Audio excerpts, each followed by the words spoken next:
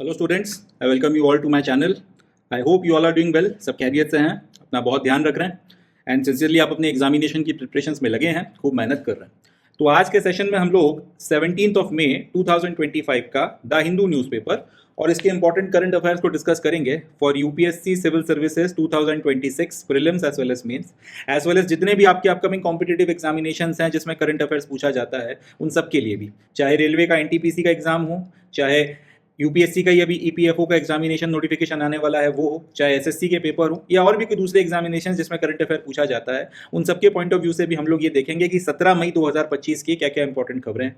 ना सिर्फ हम न्यूज़ डिस्कस करेंगे, साथ ही साथ ये भी देखेंगे कि अगर यहाँ से क्वेश्चंस बनाए जाते हैं तो एमसीक्यू किस तरह से फ्रेम किए जा सकते हैं, किस तरह से क्वेश्चंस पूछे जा सकते हैं, और अगर कहीं पे आपको आंसर राइटिंग करनी है मेंस में, अगर आपको ज़रूरत पड़ती है इस डाटा का इस्तेमाल करने की किसी सवाल के जवाब को लिखने में, तो कैसे आप इस डाटा का इस्तेमाल कर आंसर राइटिंग करें ताकि एक इफेक्टिव आंसर लिखकर तैयार हो सके और ज़्यादा से ज़्यादा मार्क्स आप फैच कर सके।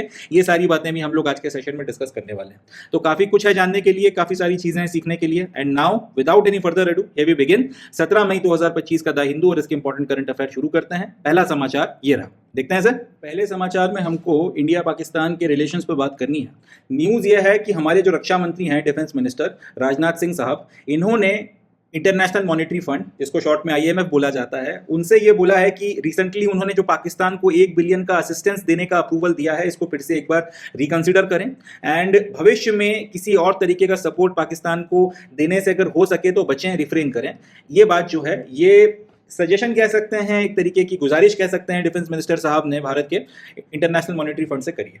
अब थोड़ा सा इसका कंटेक्स्ट समझ लेते हैं। भारत और पाकिस्तान के बीच में रिसेंटली बड़ी गहमा गहमी हुई है, सबको पता है। ऑपरेशन सिंदूर लॉन्च किया गया है एंड उसके बाद जो कुछ हुआ है लगभग सबको पता है। तो आज की तारीख में इंडिया और पाकिस्तान के बीच में टेंशंस हैं एंड ना सिर्फ मिलिट्री ऑपरेशन या मिलिट्री ऑप्शन, इसके अलावा और भी जितने दूसरे ऑप्शंस हैं इंडिया, जिनकी मदद से पाकिस्तान को मजबूर किया जा सके कि वो जिस तरीके की एक्टिविटीज इंडिया के खिलाफ करवा रहा है उन सब पे रोक लगवाई जा सके, उन सारे ऑप्शंस को अब इंडिया एक तरीके से एक्सरसाइज कर रहा है। तो हुआ यह है कि क्योंकि पाकिस्तान की आर्थिक स्थिति बहुत अच्छी चल नहीं रही है, बार बार वो आईएमएफ के पास में मदद के लिए जाते हैं, तो उसी तरीके की गुजारिश के एवज में $1 बिलियन देने का रिसेंटली जो है फैसला या अप्रूवल आईएमएफ के द्वारा किया गया था पाकिस्तान को। तो उसी बारे में राजनाथ सिंह सर ने ये बोला है कि भाई इस तरीके से आप, जब आपको पता है कि ये कहीं ना कहीं टेररिज्म के एपी सेंटर के तौर पर जो है निकल कर ये देश आ रहा है, इंडिया के खिलाफ इस तरीके की गतिविधियां करवा रहा है, तो आप हो सके तो एक तो ये 1 बिलियन की जो असिस्टेंस है इसको रिकंसिडर करें और आगे अभी अगर हो सकता है तो इस तरीके की सपोर्ट वगैरह आप ना दें तो बेहतर रहेगा।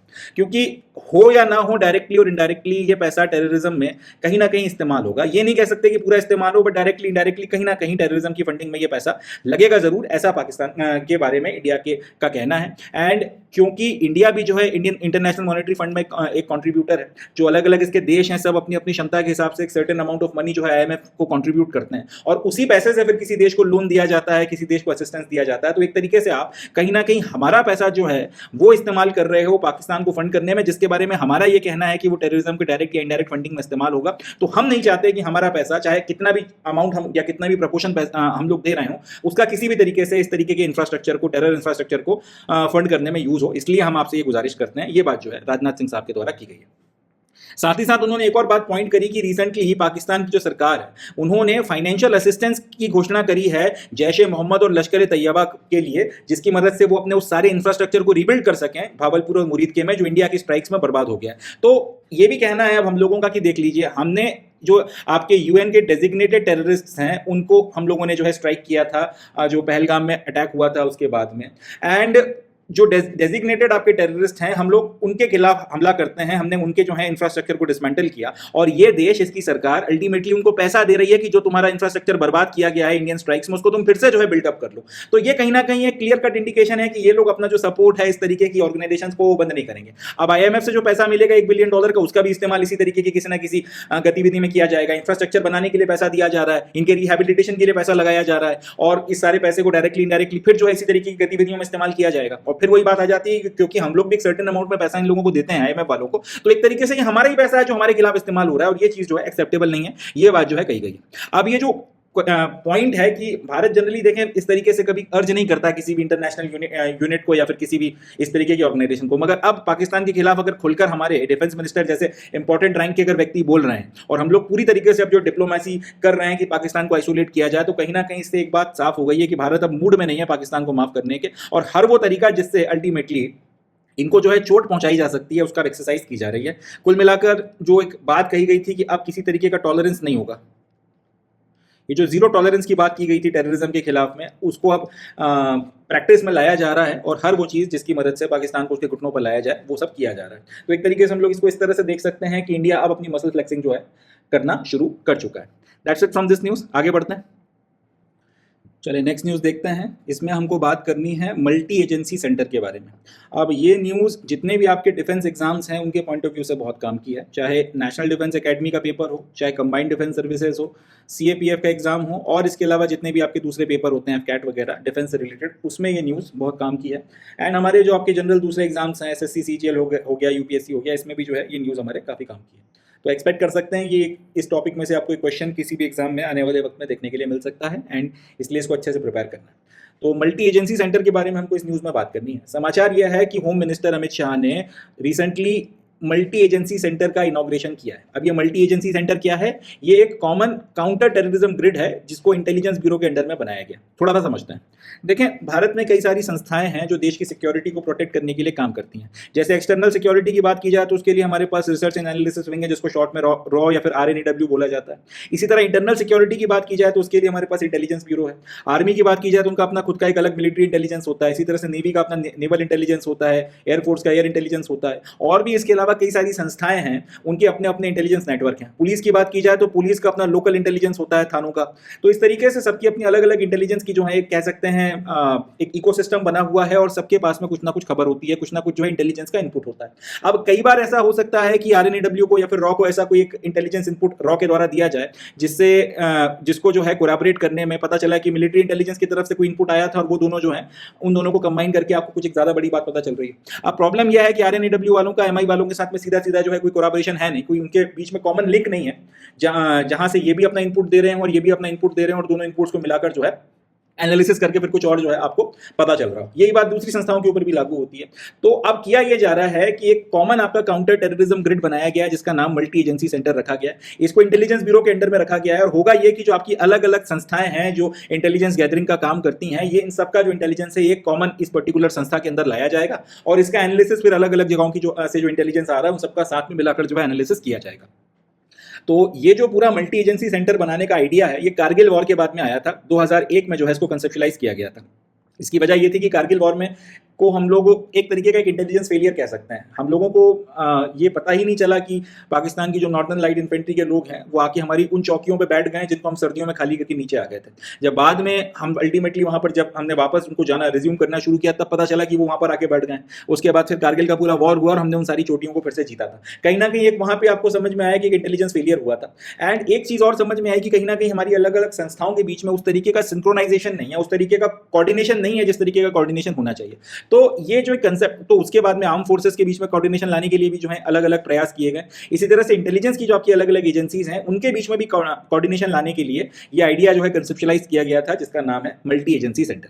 अब इसके तहत में होगा ये कि जितनी भी आपकी अलग अलग संस्थाएं RNEW, IB, इन सबसे लेके भारत में जितने भी आपके पुलिस डिस्ट्रिक्ट्स हैं इन सबको एक कॉमन सिक्योर नेटवर्क के तहत जोड़ा जाएगा जिसको लगभग 500 करोड़ की कॉस्ट पर बनाया गया। अब ये इंपॉर्टेंट बात है कि जो नेटवर्क है बहुत सिक्योर है, क्योंकि जाहिर सी बात है अगर ऐसा नेटवर्क है जिसको कोई भी हैक कर ले, जिसमें कोई भी आसानी से घुस जाए, तो इतनी सेंसिटिव इन्फॉर्मेशन अगर इस तरीके के नेटवर्क से शेयर की जा रही है और ये हैकेबल हो, इसको आसानी से जो है ब्रेक किया जा सके, तो पूरी की पूरी जो देश की सिक्योरिटी है वो खतरे में पड़ जाएगी। इसलिए इस तरीके का एक बड़ा सिक्योर नेटवर्क लगभग 500 करोड़ रुपए खर्च करके बनाया गया है जिसको ब्रीच नहीं किया जा सकता। और इस पर फिर जो है आपकी अलग अलग इसको रखा गया इंटेलिजेंस ब्यूरो के अंडर में। इंटेलिजेंस ब्यूरो इसका पूरा जो है देखरेख करेगा, देखभाल जो करेगा या फिर इनकी गाइडेंस में जो है इसको ऑपरेट किया जाएगा। एंड जितनी भी आपकी अलग अलग संस्थाएं हैं वो इस पर इंटेलिजेंस की शेयरिंग इस पर्टिकुलर आपका जो ये मल्टी एजेंसी सेंटर है इसमें इस नेटवर्क के थ्रू करेंगी। Home Minister said that the new MAC will go a long way in combating terror ecosystem having intricate linkages with the organized crime। अब ये बहुत इंपॉर्टेंट पॉइंट है। होम मिनिस्टर साहब का ये कहना है कि MAC या मल्टी एजेंसी सेंटर के आने के बाद में सबसे इंपॉर्टेंट काम जो होगा वो ये है कि टेरर का जो इकोसिस्टम है, चाहे वो देश के अंदर में कहीं से ऑपरेट कर रहा हो या देश के बाहर से कहीं से ऑपरेट कर रहा हो, उसके जो इंटीग्रेट लिंकेजेस हो जाते हैं ऑर्गेनाइज्ड क्राइम्स के साथ में। जैसे मुंबई का जो अंडरवर्ल्ड है उसका जो है इस तरीके से कई सारे टेरर इंस्टीट्यूशंस के साथ में या ऑर्गेनाइजेशंस के साथ में एक लिंकेजेस थे, जिसके नतीजे में 1993 में बॉम्बिंग्स हुई और उसके बाद भी काफ़ी सारी बॉम्बिंग्स हमको देखने को मिलती हैं। इसी तरह 2014 के पहले देश में कई जगहों पे अलग अलग जो है बॉम्बिंग्स वगैरह हुई हैं, उसमें ये पाया गया है कि ये जो टेररिस्ट संस्थाएं थी, ये जो इकोसिस्टम था, इसका भारत में जो आपके गैंगस्टर्स थे या गैंग्स थी, एक अंडरवर्ल्ड था, उसके साथ एक इंट्रिकेट लिंकेज जो है वो निकल कर आ रहा है। ये लोग ग्रास रूट लेवल पर इनको इंटेलिजेंस भी सप्लाई कर रहे हैं। यही लोग जो है कहीं ना कहीं इनके इन सारे जो प्लान्स हैं उनका एग्जीक्यूशन भी करा रहे हैं, और भी इस तरीके की चीज़ें जो है आपको फुट सोल्जर्स वगैरह मुहैया कराना है, सारी चीज़ें जो है ये लोग कर रहे हैं। तो इस तरीके का जो पूरा इकोसिस्टम है इसको तोड़ने में बहुत ज़्यादा आपको मदद मिलेगी। कैसे? जैसे RNAW से आपको पता चला कि भाई कोई संस्था है इस तरीके की बाहर से जो देश को नुकसान पहुंचाने के लिए ऑपरेट कर रही है, कोई प्लान बना रही है, उन्होंने अपना एक इनपुट दिया। अब इस इनपुट के बेसिस पे कि ये किस तरीके से जो है किससे कॉन्टैक्ट करेंगे, किस शहर में होने वाला है और वहाँ पे क्या क्या चीज़ें हो सकती हैं, ये सारी बातें जो है इसमें बताई गई। इसी बीच पता चला इंटेलिजेंस ब्यूरो के पास में या तो आ गई, उनके पास खुद का जो है अपना इनपुट आ गया या किसी संस्था ने उनको इनपुट दे दिया कि भाई फलाने शहर में कुछ गतिविधियां जो है पकड़ में आ रही हैं, इनके पास में इनपुट आ गया और ऐसा लग रहा है कि कोई प्लानिंग की जा रही है। अब दोनों को कोलैबोरेट किया जाएगा, तो यहाँ पे इन्होंने जो है कुछ इन्फॉर्मेशन दी है, यहाँ पर इन्होंने कुछ इन्फॉर्मेशन वगैरह दी है, उसके बेसिस पर आप जो है क्रैकडाउन कर सकते हो। ये क्रैकडाउन ना सिर्फ इस घटना को होने से रोकेगा, मगर जो पूरा का पूरा लिंक है जिसकी मदद से पूरा घटनाक्रम किया जा रहा था उसको तोड़ने का काम करेगा। भारत में जो बैठे हुए गद्दार हैं उनको भी पकड़ा जाएगा और अल्टीमेटली फिर उनके खिलाफ भी जो है कार्रवाइयां की जाएंगी, और इस तरीके से देश को जो है ज्यादा सिक्योर किया जा सकता है। बेटर कोऑर्डिनेशन ऑफ आपका मल्टी एजेंसी सेंटर। इसमें कुल मिला के लगभग 28 के करीब संस्थाएं, लगभग 28 के करीब ऑर्गेनाइजेशंस हैं, इसमें अपना जो रियल टाइम में जो है अपने इनपुट वगैरह शेयर करेंगी। प्रोमिनेंट इसमें आपका रॉ है या फिर RNAW है। इसके अलावा आर्म फोर्सेस की जो आर्मी, नेवी, एयरफोर्स की अपनी इंटेलिजेंस होती है, स्टेट पुलिस की अपनी इंटेलिजेंस होती है, और जो दूसरी सिक्योरिटी एजेंसीज हैं, कोस्ट गार्ड वगैरह हो गया, सेंट्रल आर्म पुलिस फोर्सेस हो गई, सशस्त्र सीमा बल, CRPF, BSF, इन सब की भी जो है अपनी इंटेल की जो भी आपकी इन्फॉर्मेशन वगैरह या इनपुट होता है, ये सब लोग इस पर जो है शेयर करेंगे और बेटर कोऑर्डिनेशन की मदद से पूरा का पूरा जो देश है उसकी सिक्योरिटी को इंश्योर किया जा सकेगा। ऐसा जो है इस मल्टी एजेंसी जो ये सेंटर है इसके थ्रू ये ऑब्जेक्टिव जो है अचीव करने का प्लान आने वाले वक्त में भारत सरकार का है। तो ये तो अपनी न्यूज़ हो गई। अब एक बात जो अपने को समझनी है, ये जो इंटीग्रेटेड प्लेटफॉर्म है मल्टी एजेंसी सेंटर का, ये हमारे एजेंसीज के एफर्ट्स को जो है सिनर्जी देगा। नेशनल सिक्योरिटी जैसे के चैलेंजेस को हम लोग जो है, जैसे कॉम्प्लेक्स इशू को हम लोग जो है अच्छे से टैकल कर सकते हैं। सबसे बड़ी बात यह है कि किसी घटना के होने के बाद में पोस्टमार्टम करने की जगह हम लोग प्रीएम्प्टिव तरीके से जो है इस तरीके की घटनाओं को रोक सकते हैं और देश को ज़्यादा सिक्योर बना सकते हैं। इसलिए जो है ये इंस्टीट्यूशन या फिर ये पूरा का पूरा जो सिस्टम है ज़्यादा इंपॉर्टेंट हो जाता है। अब यहाँ से क्वेश्चन क्या क्या बनेंगे, तो सबसे पहला क्वेश्चन ये कि मल्टी एजेंसी सेंटर क्या है। जवाब हो जाएगा ये एक कॉमन काउंटर टेररिज्म ग्रिड है। दूसरा ये कि इसको किसके अंडर में ऑपरेट किया जाएगा, जवाब हो जाएगा इंटेलिजेंस ब्यूरो के अंडर में, या फिर यूँ बोल सकते हैं कि होम मिनिस्ट्री के तहत में ये आएगा, क्योंकि इंटेलिजेंस ब्यूरो होम मिनिस्ट्री को रिपोर्ट करती है। तीसरा ये कि इसका ये कब कंसीव किया गया था, इसका कंसेप्ट कब बनाया गया था, तो जवाब है कारगिल वॉर के बाद में 2001 में इसको कंसेप्चुअलाइज किया गया था। अब लोग बोल सकते हैं कि 24 साल क्यों लग गया बनाने में, तो इसका जवाब तो खैर सरकार या फिर सरकारी बाबू ही दे सकते हैं, बट जाहिर सी बात है कंसेप्ट्स को अल्टीमेटली धरातल पे लाने में और एक फुल प्रूफ सिस्टम बनाने में वक्त लगता है। मे भी शायद 2001 से 2025 बहुत ज़्यादा वक्त है, 24 साल काफ़ी ज़्यादा होते हैं, शायद और जल्दी हो सकता था, बट फिर भी बेटर लेट देन नेवर यही कहा जा सकता है। एंड ये किस एक्सटेंट तक जाके आपके इंस्टीट्यूशंस को जोड़ रहा है, तो जितने भी आपके पुलिस डिस्ट्रिक्ट्स हैं उस लेवल तक, टॉप की एजेंसी से लेके आपके पुलिस डिस्ट्रिक्ट्स तक जो है इन सबको इस सिक्योर नेटवर्क के तहत में जोड़ा जा रहा है। कुल मिलाकर कितनी ऑर्गेनाइजेशंस इसमें जो है इनपुट अपना शेयर करेंगी, तो जवाब हो जाएगा लगभग 28 के करीब ऑर्गेनाइजेशंस जो है इसमें अपना इनपुट शेयर करने वाली हैं। एंड प्रोमिनेंटली इसका टारगेट क्या है, तो टेरर ग्रुप्स का या टेरर इकोसिस्टम का जो ऑर्गेनाइज क्राइम आपके देश में चल रहा है ग्रास रूट लेवल पर, उसके साथ जो इंट्रिकेट लिंकेजेस हैं इसको तोड़ने में, इसकी कमर तोड़ने में जो है खास तौर पर इस पूरे के पूरे नेटवर्क का इस्तेमाल किया जाना है। That's it from this news. इससे ज़्यादा यहाँ से अपने MCQs वगैरह और नहीं बनते। बाकी अगर कहीं पे लिखने को आता है अगर आपको नेशनल सिक्योरिटी के ऊपर, तो आप इस को कोट कर सकते हैं एंड इसको कोट कर सकते हैं। इसकी मदद से आपका आंसर जो है ज़्यादा वैल्यूबल हो जाएगा, ज़्यादा रिच हो जाएगा, ज़्यादा लोडेड हो जाएगा और एग्जामिनर के ऊपर एक अच्छा इंप्रेशन छोड़ेगा और नो डाउट आपको इससे अच्छे मार्क्स मिलेंगे। चले नेक्स्ट न्यूज़ देखते हैं। नेक्स्ट न्यूज़ डिस्कस करते हैं। अगले समाचार में हमको आर्कियोलॉजी और मिडिवल इंडिया के बारे में थोड़ी सी बातचीत करनी है। तो समाचार ये है कि आर्कियोलॉजिकल सर्वे ऑफ इंडिया, जिसको शॉर्ट में हम लोग ASI बोलते हैं, इन्होंने एक और इंस्टीट्यूशन है जिसका नाम है world monument fund India, short में WMFI, और TCS फाउंडेशन, इन दोनों के साथ में मिलकर एक 16 सेंचुरी का स्ट्रक्चर है जिसका नाम है राजों की बावली, उसको सक्सेसफुली जो है उसका कंजर्वेशन कर लिया है, या कंजर्वेशन वर्क उसका कंप्लीट कर लिया है। कंजर्वेशन वर्क का मतलब क्या, ये जो राजों की बावली नाम का स्ट्रक्चर होगा ये बड़ा जीर्ण शीर्ण किस्म की अवस्था में होगा, तो इसका एक तरीके का जो जीर्णोद्धार करवाया जाता है, इसमें जो भी प्रॉपर रिपेयर और मेंटेनेंस का वर्क करवाया जाता है, और इस तरह से करवाया जाता है कि इसका जो कैरेक्टर है वो चेंज ना हो जाए, जो स्ट्रक्चर है ओवरऑल वो जैसा था वो वैसा का वैसा ही रहे, बट उसमें जो उसके बाद भी उसको उसकी ओरिजिनल आइडेंटिटी को जिसका तस रखते हुए इसमें जो भी आपका प्रिजर्वेशन का काम करवाया जा सकता है, या फिर उसका जो भी एक तरीके का जीर्णोद्धार जो करवाया जा सकता है, वो प्रोसेस जो है करवा के खत्म करवाई गई है आर्कियोलॉजिकल सर्वे ऑफ इंडिया के द्वारा। तो क्योंकि अब ये जो राजों की बावली का पूरा ये कंजर्वेशन वर्क करवा लिया गया है, इसलिए ये आप समाचारों में आ गया है, और यहाँ से हाई चांसेस हैं कि करंट अफेयर्स में या मॉडर्न हिस्ट्री में इसके ऊपर हमको क्वेश्चन UPSC में भी देखने के लिए मिल जाए, और भी जो दूसरे आपके एग्जामिनेशन होते हैं उसमें भी जो है हमको इसमें से क्वेश्चंस वगैरह देखने के लिए मिल सकते हैं, इसलिए अब इसके बारे में जो है पढ़ना इंपॉर्टेंट हो जाता है। तो राजों की बावली है क्या, ये 16वीं शताब्दी में बनवाया गया एक स्टेप वेल है जो दिल्ली के मेहरौली आर्कियोलॉजिकल पार्क में सिचुएटेड है। अब ये बावली होता क्या है, बावली बेसिकली एक स्टेप वेल होता है, फोटोग्राफ देखिए ज़्यादा अच्छे से समझ में आएगा। इस तरीके से वाटर स्टोर करने के लिए जो स्ट्रक्चर्स बनवाए जाते हैं, जिन तक पहुंचने के लिए आपको कई सारी स्टेप्स से होकर जाना पड़ता है। जैसे अगर आप यहाँ से उतर के जाएंगे तो अल्टीमेटली एक स्टेप ये आ गया, उसके बाद फिर एक स्टेप ये आ गया, उसके बाद आपको अल्टीमेटली पानी मिलेगा। अगर आप इस लेवल पर हैं तो यहाँ से आपको यहाँ से उतर के जाना पड़ेगा, अगर आप इस लेवल पर हैं तो आपको यहाँ से उतर के यहाँ जाना पड़ेगा। तो ऐसे जब कई सारे स्टेप्स को के बाद में जो अल्टीमेटली आप वाटर के सोर्स तक पहुंचना है, तो इस तरीके के स्ट्रक्चर जो मिडिवल टाइम में बनाए जाते हैं उनको स्टेप वेल बोला जाता है। ठीक है जी, तो ये एक स्टेप वेल है जिसको हिंदी में बावली बोला जाता है। सबसे पहले तो उसको साफ किया गया, इसको एकदम क्लीन किया गया, डीसिल्ट किया गया, यानी कि जितना भी आपका सिल्ट और मिट्टी विट्टी जमा हो गई थी सबको निकाला गया, और इसको प्रॉपर एक ड्रेनेज सिस्टम के साथ में कनेक्ट किया गया है ताकि इसमें पानी रुका ना रहे, पानी जो है लगातार इसमें मूवमेंट में रहे, जिससे कि इसमें कीड़े ना पड़े, और फ्रेश वाटर जो है आपको यहाँ पर हमेशा देखने के लिए मिले। पूरा जीर्णोद्धार होने के पहले ये देखिए पूरा स्ट्रक्चर जो है कुछ इस तरीके का दिखता था। पानी भी देखिए कितना ज़्यादा गंदा हो गया, एकदम रुका हुआ है, सारी चीज़ें हैं। तो एक तो ये पूरा जो दीवारें इसकी जो है टूट फूट रही हैं, इन सबको रिपेयर किया गया होगा और इसको जो है ठीक ठाक किया गया होगा, और इस पूरे के पूरे वाटर को प्रॉपर ड्रेनेज सिस्टम के साथ में जोड़ा गया ताकि ये पानी रुका ना रहे और साफ सुथरा रहे। साथ ही साथ इसमें मछली वगैरह भी छोड़ी गई हैं ताकि वाटर की क्वालिटी मेंटेन रहे। एंड ये पूरी प्रोसेस करने के लिए जो ट्रेडिशनल मटेरियल्स इस्तेमाल होते थे, जब ये पूरा का पूरा स्ट्रक्चर बना होगा तब ये स्ट्रक्चर बनाने के लिए जो बिल्डिंग का मटेरियल इस्तेमाल किया जाता था उन्हीं का इस्तेमाल किया गया ताकि इसका ओरिजिनल कैरेक्टर जो है जस का तस रहे। लाइन का प्लास्टर इस्तेमाल किया गया है, मोटार जो है उसका इस्तेमाल किया गया और इसका ओरिजिनल कैरेक्टर जस का तस जो है प्रिजर्व किया गया है। बट साथ ही साथ इंश्योर किया गया है कि इसका इस तरीके से कंजर्वेशन हो सके कि आने वाले कई शताब्दियों तक ये स्ट्रक्चर आपका इंटैक्ट रह सके। तो ये तो हो गई राजों की बावली जो है उसके कंजर्वेशन की बात।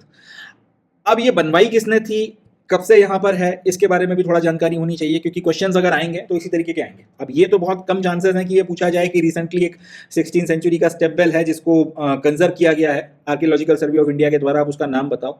इतना आसान क्वेश्चन तो हाई चांसेस है कि नहीं बनेगा। राजों की बावली आप नाम बता दो, ऐसा तो नहीं है। ये जरूर पूछा जा सकता है कि रिसेंटली राजों की बावली जो है ये 16 सेंचुरी का आपका स्टेप वेल स्ट्रक्चर है, इसको कंजर्व किया गया है, इसके बारे में फलाने फलाने स्टेटमेंट्स हैं, इन पर विचार करिए और ये बताइए कि कौन सा स्टेटमेंट सही है कौन सा स्टेटमेंट गलत है। तो इसके लिए अपने को थोड़ा सा इसके बारे में जानकारी होनी चाहिए। तो पहली चीज तो ये कि 16 सेंचुरी यानी कि 1501 से लेकर 1599 या 1600 के बीच की बात हो रही है। तो 1506 में इसको कमीशन किया गया था। इसको बनवाया किसने था, दौलत खान लोधी ने इसको बनवाकर तैयार किया था। ये लोधी डायनेस्टी के अंडर में काम करने वाला एक एडमिनिस्ट्रेटर था जो इस टाइम पीरियड पे दिल्ली सल्तनत को चला रहे थे, या दिल्ली सल्तनत को का राजकाज पूरा जो था लोधी डायनेस्टी के हाथ में इस वक्त में था। ये दौलत खान लोधी सिकंदर लोधी के अंडर में काम कर रहा था। सिकंदर लोधी दिल्ली सल्तनत का लोधी डायनेस्टी का एक रूलर है। इसको नाम जो है अब राजों की बावली कैसे पड़ा ये भी जानना बड़ा इंटरेस्टिंग है। 20वीं शताब्दी में यानी कि 1901 से लेके आपका 2000 के बीच में ये जो 100 साल गए इसको 20th सेंचुरी बोला जाता है। 20वीं शताब्दी में इस इलाके में कई सारे जो आपके मैसन्स थे, जो मिस्त्री होते हैं, जो सारा काम करते हैं, वो सब यहाँ पर आके इस इलाके में शिफ्ट हो गए। तो जितने भी इनको हिंदी में बोला जाता है राजवीर या फिर मिस्त्री, इन्हीं के नाम पर इस जगह का या इस बावली का जो नाम है वो राजों की बावली पड़ गया। तो ओरिजिनली इसका नाम कुछ और रहा होगा या इसको कुछ और नाम से बुलाया जाता था। जब सिकंदर लोधी के अंडर में दौलत खान लोधी जो एक एडमिनिस्ट्रेटर था उसने इसको बनवाया था, कोई और नाम रहा होगा। मगर 20वीं शताब्दी के आसपास जब यहाँ पे मिस्त्री और काम करने वाले जो लोग आके बसे, जिनको राजवीर या मिस्ट्रीज के नाम से जाना जाता था, तो उसके नाम पर फिर इसका नाम राजों की बावली जो है पड़ गया। अब यहाँ से थोड़ा सा लोधी डायनेस्टी के बारे में भी अपने को जानकारी होनी चाहिए कि क्वेश्चन ये भी बन सकता है कि रिसेंटली राजों की बावली जो है जो लोधी डायनेस्टी के अंडर में बनी थी, ये न्यूज़ में थी, तो यहाँ से एग्जामिनर का दिमाग चल जाए और वो आपसे लोधी डायनेस्टी पे सवाल पूछ ले। थोड़ा सा ये भी आपको अंदाजा होना चाहिए। तो लोधी डायनेस्टी ने दिल्ली सल्तनत को रूल किया है 1451 से लेकर 1526 तक। ये दिल्ली सल्तनत को कुल मिलाकर 5 डायनेस्टीज ने रूल किया है, तो उसमें ये 5वीं और आखिरी डायनेस्टी थी।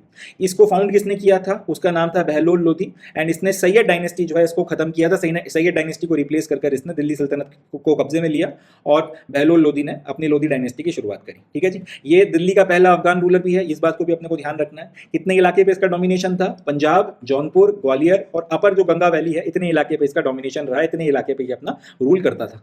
मैप में देख लीजिए, लगभग इतना इलाका जो है लोधी डायनेस्टी के डोमिनेशन में था। डोमिनेशन का मतलब ये नहीं है कि यहाँ पे पूरा इनका डायरेक्ट रूल था, हो सकता है कोई और लोकल रूलर यहाँ पे रूल करता हो, मगर वो लोधी डायनेस्टी को अपने ट्रिब्यूट्स वगैरह पे करते थे या फिर उनको जो है बादशाह मानते रहे होंगे, तो उनके बिहाफ पर ये लोग अपने इलाकों में रूल करते थे। इसलिए रूल वर्ड की जगह यहाँ पे डोमिनेशन वर्ड जो है इसका इस्तेमाल किया गया। और यहाँ पे सबसे इंपॉर्टेंट रूलर्स इस डायनेस्टी के कौन कौन से रहे? तो सबसे पहले बहलोल लोधी 1441 से लेकर 1489 तक इसने रूल किया है। जैसा कि मैंने आपको बताया कि सैयद डायनेस्टी को हटाया था इसने, एंड उसके बाद में अपने रूल में इसने जौनपुर का इलाका अपने कंट्रोल में ले लिया और नॉर्थ इंडिया में अफगानों का जो इन्फ्लुएंस था इसको सॉलिडिफाई किया। इसके बाद में अगला रूलर आता है सिकंदर लोधी 1489 से लेकर 1517, जिसके रूलिंग के टाइम पीरियड पे ये राज्यों की बाउली बनी थी। इसने आगरा की स्थापना करी थी, एग्रीकल्चरल रिफॉर्म्स किए थे, लैंड जो है उसको इसने स्टैंडर्डाइज किया था। गज ए सिकंदरी नाम का इसका पूरा लैंड रेवेन्यू का सिस्टम ये लेकर आया था, एंड इसकी मदद से इसने इस पूरे आपका जो लैंड रेवेन्यू वगैरह का पूरा जो सिस्टम होता है इसको एक स्टैंडर्डाइजेशन जो है आप कह सकते हैं ये लेकर आया था। साथ ही साथ इसने लिटरेचर को भी पैट्रोनाइज किया, म्यूजिक को भी पैट्रोनाइज किया, but at the same time इसने जाजिया लगाया था, मथुरा में टेंपल्स को तोड़ा था, जिससे कि ये भी समझ में आता है कि रिलीजियस इंटॉलरेंस इसमें था। एक जगह अगर आप म्यूजिक को जो है पैट्रोनाइज कर रहे हो तो ये भी दिख रहा है कि आप लिबरल कैरेक्टर शो कर रहे थे, but at the same time आप मंदिरों को तोड़ रहे हो और जाजिया लगा रहे हो, तो ये भी बताता है कि आप में इंटॉलरेंस बहुत ज्यादा था। हाई चांसेस है कि अगर क्वेश्चन पूछा गया लोधी डायनेस्टी के ऊपर कहीं पर, तो इसी आदमी के ऊपर पूछा जाएगा, क्योंकि इसी का जो है सबसे ज्यादा इंपैक्ट अपने को लोधी डायनेस्टी में देखने के लिए मिलता है। 3 ही रूलर्स रहे, दूसरे नंबर का ही रूलर था और सबसे ज्यादा इसी के टाइम पे काम हुआ। तो याद रखना है, आगरा को किसने फाउंड किया है? लोधी डायनेस्टी के टाइम पीरियड पे फाउंड किया गया था, सिकंदर लोधी ने इसको फाउंड किया। एग्रीकल्चरल रिफॉर्म्स कौन लेकर आया था लोधी डायनेस्टी में? इसका नाम भी सिकंदर लोधी। लैंड रेवेन्यू के पूरे सिस्टम को दिल्ली सल्तनत में या लोधी डायनेस्टी में किसने स्टैंडर्डाइज किया था? इस भाई ने किया था। और कैसे किया था? गज ए सिकंदरी करके पूरा का पूरा के सिस्टम लेकर आया था उसकी मदद से।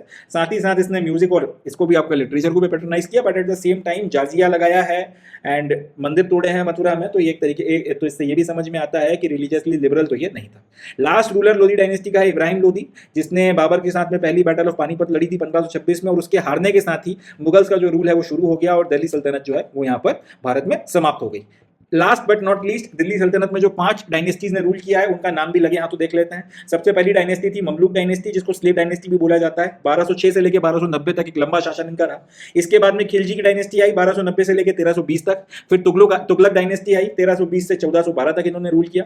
फिर सैयद डायनेस्टी आती है 1412 से 1451, एंड लास्ट में आई लोधी डायनेस्टी 1451 से लेकर 1526। तो याद रखना है, दिल्ली सल्तनत में किसी एक पर्टिकुलर परिवार का शासन नहीं था, 5 डायनेस्टी ने एक के बाद एक जो है रूल किया है। एंड आखिरी जो डायनेस्टी थी उसका नाम लोधी डायनेस्टी है। इसके बाद में मुगल्स का रूल शुरू हो गया, एंड सबसे पहली जो डायनेस्टी थी वो ममलूक या फिर स्लेव डायनेस्टी थी।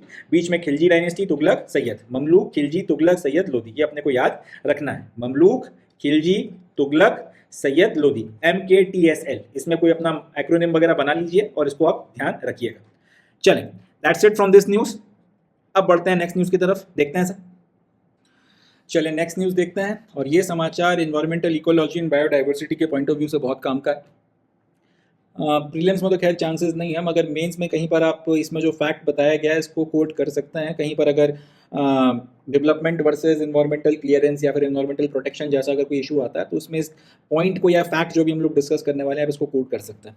तो समाचार यह है कि सुप्रीम कोर्ट ने एक जजमेंट दिया है जिसमें उन्होंने ये बोला है कि रिट्रोस्पेक्टिव इन्वायरमेंटल क्लियरेंस अगर आप किसी प्रोजेक्ट को दे रहे हो सेंटर के द्वारा जो बनाया जा रहा था, तो ये जो चीज़ है वो एक ग्रॉस इलीगैलिटी है। थोड़ा सा समझते हैं, केंद्र सरकार ने कोई प्रोजेक्ट कहीं पर बनवाना है, जैसे कि कोई बिल्डिंग है या कोई कॉम्प्लेक्स है, कुछ आपको बनवा के वहाँ पे तैयार कराना है, कुछ कंस्ट्रक्शन का काम करना है।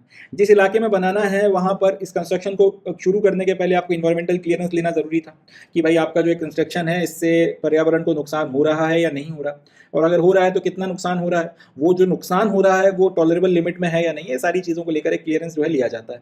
अब आपने वो इन्वायरमेंटल क्लियरेंस लिया नहीं और आपने कंस्ट्रक्शन का काम शुरू करवा दिया, कंस्ट्रक्शन का काम अब आधे से ज़्यादा हो चुका है, उसके बाद आप रिट्रोस्पेक्टिव में जाकर जो है इन्वायरमेंटल क्लियरेंस ले रहे हो कि हमने ये काम 1 महीना पहले या 1 साल पहले शुरू किया था, मगर हम आज जो है ये इन्वायरमेंटल क्लियरेंस जो है वो सर्टिफिकेट इशू करवा रहे हैं और इसको माना यह जाएगा कि 1 महीना पहले जो इशू कर दिया गया था रेट्रोस्पेक्टिव में। इस तरीके का जो आपका इन्वायरमेंटल क्लियरेंस है इसको बोला जाता है एक्स पोस्ट फैक्टो क्लियरेंस, या फिर इसको हम लोग सिंपल भाषा में रेट्रोस्पेक्टिव क्लियरेंस बोल सकते हैं। सुप्रीम कोर्ट का ये कहना है कि इस तरीके से आप नहीं चल सकते कि आपने जो है अपनी मनमानी करके कहीं पे भी कंस्ट्रक्शन शुरू कर दिया, प्रोजेक्ट वगैरह बनाने लगे और उसके बाद में आप पीछे से बैक डेट में जाकर एक्स पोस्ट फैक्टो क्लियरेंस आप लेकर आ जाओ। अगर आप ऐसा करते हो तो ये ग्रॉस इलीगैलिटी है, ये सिर्फ एक कानून का एक उल्लंघन नहीं है या फिर एक इलीगल काम नहीं है, ये एक बहुत बड़ा इलीगल काम है। और इस तरीके से जो आप कंस्ट्रक्शन कर रहे हो कायदे से वो एक इलीगल कंस्ट्रक्शन हो गया। अब जो आपका इलीगल कंस्ट्रक्शन था, जो आपने इन्वायरमेंटल क्लियरेंस लिए बिना शुरू किया था, उसको आप ऐसे बैक डेट में रेट्रोस्पेक्टिव जाके इन्वायरमेंटल क्लियरेंस लाकर आप लीगलाइज नहीं कर सकते। बहुत इंपॉर्टेंट पॉइंट है कि कहीं पर भी आपने कोई कंस्ट्रक्शन शुरू कर दिया, कंस्ट्रक्शन आधे से ज्यादा हो गया, एक सर्टेन स्टेज पर है, अब जाकर आप इन्वायरमेंटल क्लियरेंस लेकर आ जाओ। अभी तक क्योंकि इन्वायरमेंटल क्लियरेंस नहीं था, इसका मतलब पूरा का पूरा कंस्ट्रक्शन इलीगल था। अब आपने जाकर बैक डेट में रेट्रोस्पेक्टिव जो है अपना इन्वायरमेंटल क्लियरेंस क्लियर करा लिया एंड अब जो है ये आपका स्ट्रक्चर ये जो इलीगल था अब तक ये लीगल हो जाएगा। ये इस तरीके से लीगलाइज इलीगल कंस्ट्रक्शंस को नहीं किया जा सकता। सुप्रीम कोर्ट ने इस बात को बोला। लॉजिक उन्होंने ये दिया है कि भाई the concept of x post facto environmental clearance is in derogation of fundamental principles of environmental jurisprudence. मतलब ये कि कोई भी कंस्ट्रक्शन शुरू होने के पहले अल्टीमेटली आपने ये देखना होता है कि इसका कितना ज्यादा जो है पर्यावरण पे नुकसान पड़ेगा नहीं पड़ेगा, और पर्यावरण मिनिस्ट्री का जो पूरा काम है वो कंस्ट्रक्शन शुरू होने के पहले ही आता है। सारा असेसमेंट, आपका क्या प्लान है, आपका क्या नक्शा है, किस तरह से आप बनाओगे, किन बातों का उसमें ध्यान रखा गया है नहीं रखा गया है, आसपास में जो इकोसिस्टम है वो कैसा है, कितना उस पर असर पड़ेगा, सारी चीजें पहले देखने की होती हैं। आधे से ज्यादा बिल्डिंग आपने तान दी, उसके बाद आप लेकर आ रहे हो कि साहब अब जो है क्लियरेंस कर दो, तो कोई मतलब तो है नहीं उस बात का। बिल्डिंग तोड़ी जाए ना तोड़ी जाए, दोनों कंडीशंस में जो इकोसिस्टम को नुकसान अगर होना है, पर्यावरण को जो नुकसान होना है वो तो हो चुका, उसका असेसमेंट हुआ ही नहीं था। अब ये सारी बातें करने का कोई मतलब नहीं है। और फिर ऑब्वियस बात है, अगर सरकारी काम है तो जनरली क्लियरेंस मिल ही जाता है। मगर ये पूरा का पूरा जो हरकत की जा रही है, पूरी जो प्रोसेस की जा रही है, जो फंडामेंटल प्रिंसिपल है इन्वायरमेंटल जूरिस्प्रूडेंस का, उसका तो सीधा सीधा वायलेशन हो गया ना कि जो काम कंस्ट्रक्शन शुरू होने के पहले होना था वो आधा कंस्ट्रक्शन करवाने के बाद में या पूरा कंस्ट्रक्शन कराने के बाद में कराया जा रहा है। तो ये कहीं ना कहीं एक्सेप्टेबल चीज नहीं है। एंड इसलिए अब इस तरीके से अगर आप चल रहे थे अब तक तो चलो जो हो गया सो हो गया, मगर आगे इस तरीके का काम नहीं किया जा सकता। तो अब ये होगा कि आपने कोई भी कंस्ट्रक्शन शुरू करने के पहले ही इन्वायरमेंटल क्लियरेंस लेना पड़ेगा और उसके बाद ही आप अपना काम कर सकते हो। ये हरकत अगर फिर से करी कि आधा अधूरा बना दिया, पूरा बना दिया और उसके बाद जाके आप बैक डेट में जो है क्लियरेंस लेकर आ जाओगे तो भी उससे कोई फर्क नहीं पड़ने वाला। आपका जो स्ट्रक्चर है वो तब भी इलीगल रहेगा। और अगर फिर उस पर अगर आप मैटर अगर कोर्ट में आता है, सब जुडिस होता है, तो फिर हाई चांसेस हैं कि कोर्ट उसको गिराने के भी आदेश दे सकता है, रिस्पेक्टिव ऑफ द फैक्ट कि वो कितना इंपॉर्टेंट कंस्ट्रक्शन है या उसकी स्ट्रेटेजिक वैल्यू है या क्या रिलेवेंस है, सब फिर मैटर नहीं करेगा। तो यहाँ से इस तरीके की हरकतें करने वाले जो प्राइवेट में भी लोग हैं उनके लिए भी एक संदेश है। और सरकार तो खैर अब ऑब्वियस ही बात है, कोर्ट के ऑर्डर आ गए हैं तो इस बात को पालन करेगी। तो ये जो है पूरा का पूरा एक मैटर निकल कर आता है। फिर वही बात आती है कि चांसेस हाई है कि प्रीलिम्स में एमसीक्यू वगैरह तो यहाँ से खैर क्या ही आएगा, मगर मेंस में आंसर राइटिंग में जो है खासतौर पे इन्वायरमेंट का जो सेक्टर का जो आपका सेक्शन आता है वहाँ पर क्वेश्चन बन सकते हैं। वहाँ पर जो है किसी टॉपिक में आप इस पर्टिकुलर एग्जांपल को, सुप्रीम कोर्ट के इस फैसले को जो है आप कोट कर सकते हो और इससे आपका आंसर जो है ज़्यादा रेलेवेंट हो जाएगा। एग्जामिनर को पढ़कर जो है मज़ा आ जाएगा और हाई चांसेस हैं कि 2-3 मार्क्स वो आपको एक्स्ट्रा इसमें ज़रूर दे दे। And compare to that answer जिसमें इस फैक्ट का इस्तेमाल नहीं किया गया है, द आंसर जिसमें इस फैक्ट का इस्तेमाल किया गया है that will have a certain value, इसमें आपको एक्स्ट्रा मार्क्स जो है ज़्यादा ज़रूर मिलेंगे। तो इस बात का अपने को ध्यान रखना है और मेंस में इस डाटा को अगर कहीं पर अगर आप कोट कर सकते हैं तो ज़रूर कोट करिएगा। चलें, that's it from this news, आगे बढ़ते हैं। So with this we come to end of today's session. आज के सेशन में बस इतना ही। अब मैं मिलता हूँ आपसे नेक्स्ट सेशन में जिसमें हम लोग 18 मई 2025 का द हिंदू और उसके इंपॉर्टेंट करंट अफेयर्स को डिस्कस करेंगे। तब तक के लिए अपना बहुत ध्यान रखें और मेहनत करते रहें। Thank you. जय हिंद।